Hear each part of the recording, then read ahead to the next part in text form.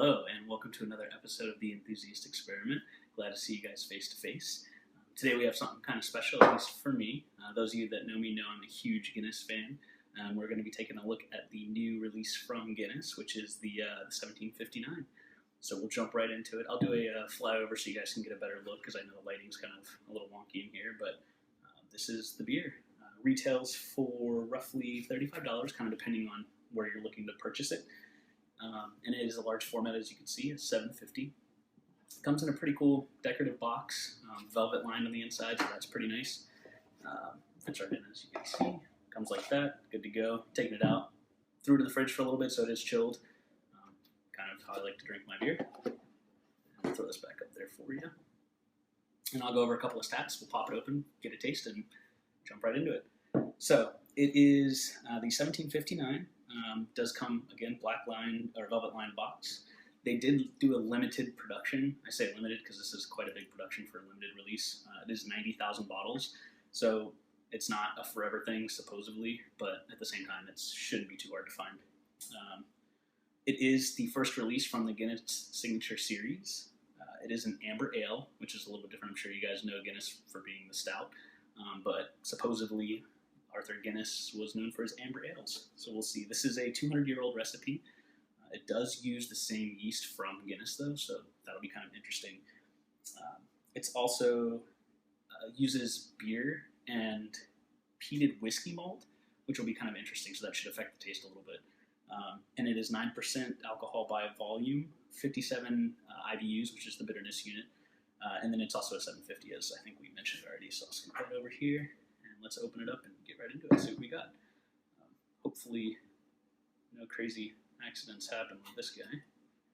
Remember never to point a cork bottle at you or anyone else, because they are projectiles. Or they can be, depending on how good I guess you are at getting them out. There it is. Alright, so we'll jump right into it. So still pretty dark, but definitely not quite as pitch black as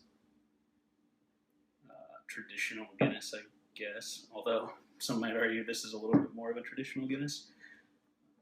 Nice head on it. Already has a really good aroma. Already starting to kind of waft over here. It is definitely different than normal Guinness. A little bit sweeter to me. Yeah, getting a lot more of those roasted malts, a little yeasty actually, but like in a good way. Very interesting. I was curious, so I'm just going to go ahead and take a swig. We'll see what it tastes like.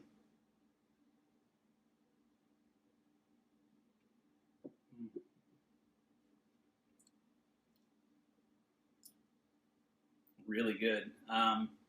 Definitely not like Guinness stout, but it still has hints of that. It has a really nice roasted, caramelized, almost butterscotchy kind of notes.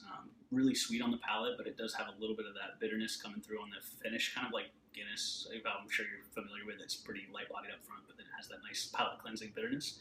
That still comes through on this guy, which is really good, so that makes me think it would be a really good food beer.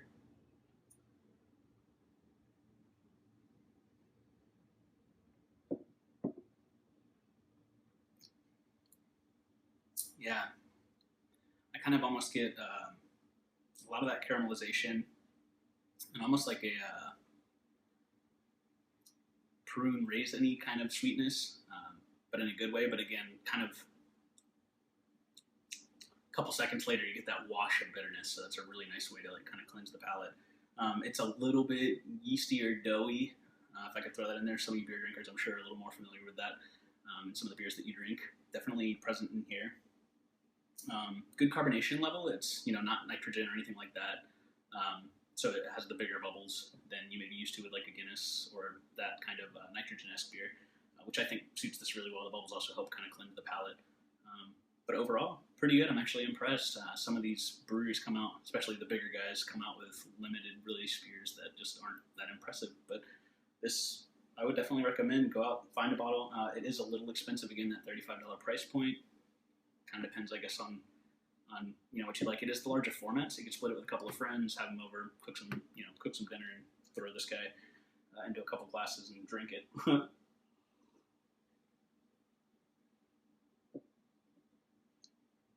Yeah, I'd recommend it. Tastes pretty good. Well, thanks for swinging by today. I appreciate it. It was nice to see you all face to face. Check out the other videos. Again, welcome to the Enthusiast Experiment. My name's Mike, and hope you all have a great afternoon. Look forward to speaking with you soon. Thanks.